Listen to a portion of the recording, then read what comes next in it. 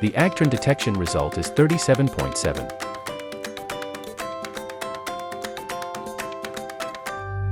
Using Omni to detect Agtron color values, the detection result is 41.0. 41 minus 37.7 is equal to 3.3. This indicates a difference of 3.3 between Omni and Agtron.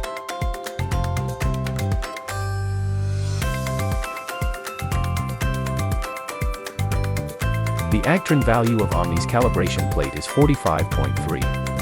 We subtract the difference of 3.3 from this 45.3, resulting in 42. Enter 42 into the app. Restart Omni after shutdown. Click on Calibration. Calibration success. After the setup is complete, let's use Omni again for another detection. The Agtron value results in 37.6. Just now, the result from Agtron was 37.7.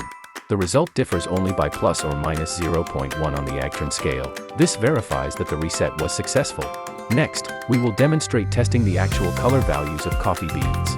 The test result from Agtron is 74.5. Flatten the beans as much as possible.